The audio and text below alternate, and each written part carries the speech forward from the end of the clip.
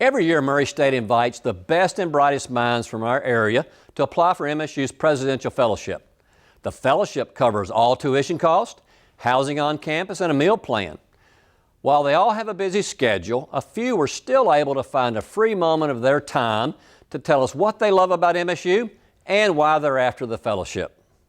Well, honestly, at first Murray State was not my first choice, but then this summer I went to the Commonwealth Honors Academy, which is a big thing here, where we come and we stay for 3 weeks and we stay in dorms and go to classes. And all I could think the entire time I was here was how friendly everybody was and how cool the teachers were and how awesome it would be to just be able to have these teachers and hang out with these people even more. The fellowship consists of a series of essays, interviews, and other activities, and some students found the interview session to be quite intense. So far today, we've been to a panel about the honors program and seeing the different aspects of that, like the thesis and the study abroad stuff about it. And then I wrote an essay and my hands were shaking so I couldn't type. And now we're at lunch and then we're going to study abroad and then interviews.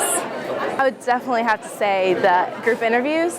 I think definitely having the group interviews made it better instead of just a one-on-one interview. But sitting there in front of all the staff, just having them ask you those questions, is definitely nerve-wracking. A junior at Murray State, MUCCI, has a special connection to the fellowship, having received it 3 years ago.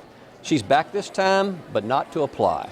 Well, leading up to today, we've had to read their entire packets and read their resumes, the recommendation letters, and score those. So I had about 24 for today, and then I'm on the makeup committee, so I have 12 more for tomorrow.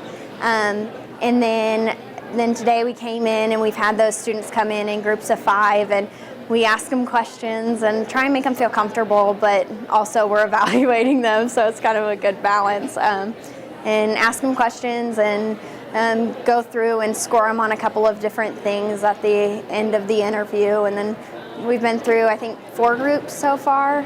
It's really hard to evaluate everyone. When you have a group of 4 or 5 honor students in the room sitting in front of you, they're all class president, valedictorian. They all have started up their own clubs, written magazines, done all of these phenomenal things, and we're supposed to pick 4 of them to send on to the next round. So it's really, really hard to find people that are gonna, it's really hard just to narrow it down from the people that are in front of you, because they're all amazing and they all have such cool stories. While only a select few of these students will be chosen out of the hundreds of applicants, we still wish all the best to these bright young minds.